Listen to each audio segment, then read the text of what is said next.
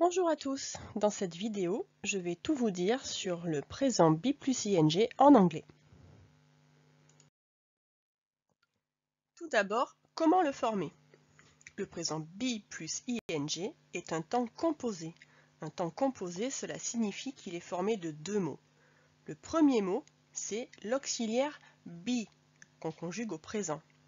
Be au présent, ça donne I am, you are, he, she, it is, we are, you are, they are.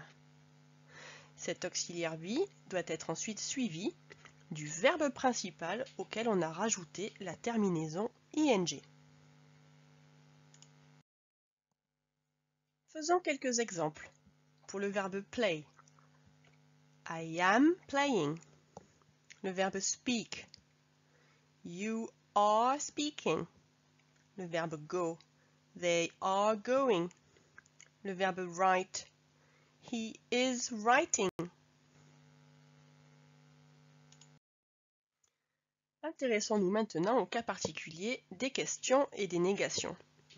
Pour les questions et les négations, on a toujours besoin de se faire aider d'un auxiliaire pour former correctement la phrase. Et cet auxiliaire, ici, on l'a sous la main, c'est be. Par exemple, dans la question « Are you playing ?» ou bien « Is he listening ?» on remarque que c'est be qui fait la petite inversion avec le sujet et qui fait que la phrase devient une question. On remarque aussi qu'on a toujours ing à la fin du verbe. Dans les phrases négatives, You aren't playing, he isn't playing, c'est l'auxiliaire be qui porte le sac à dos de la négation. Et on a toujours ing sur le verbe. Quand utiliser le présent be plus ing? Alors il y a plusieurs cas d'utilisation du présent be plus ing, et le premier cas qu'on apprend dans les petites classes, c'est l'action en train de se passer. L'action se déroule au moment où l'on parle. Par exemple, At the moment, Mark is playing. En ce moment, Marc est en train de jouer. Si en français je peux dire en train de, alors en anglais je dois mettre be plus ing. Quels sont les petits indices qu'on va trouver dans les phrases pour nous montrer que l'action est en train de se passer?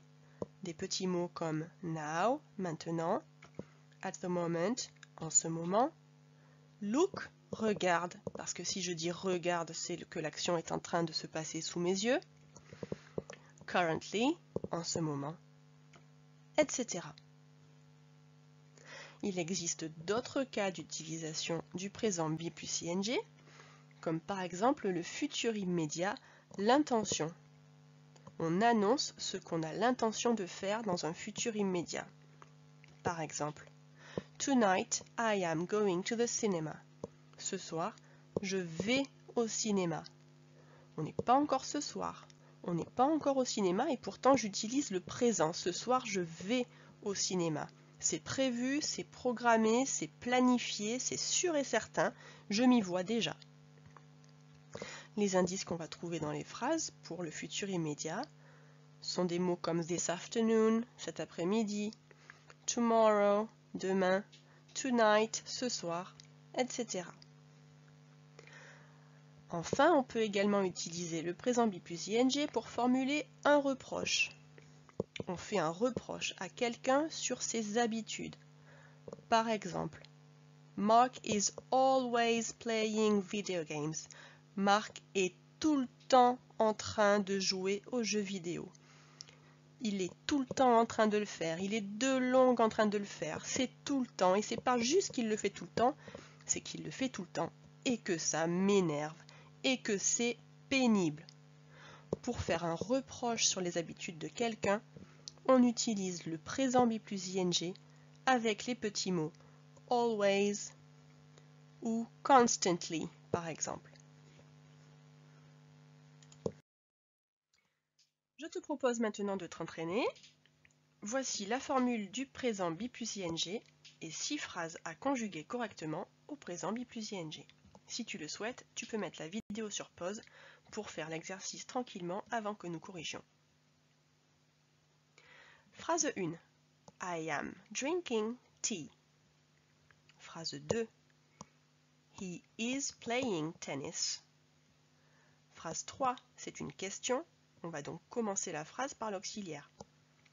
Are you sleeping? Phrase 4, c'est une négation. L'auxiliaire va porter la négation. We aren't watching. Phrase 5, c'est encore une négation. L'auxiliaire va porter la négation. Peter isn't going to school today. Phrase 6. They are reading a book. On remarque que chacun de ces verbes a été conjugué avec deux mots. On remarque bien à chaque fois qu'il y a be et la terminaison ing à la fin du verbe principal.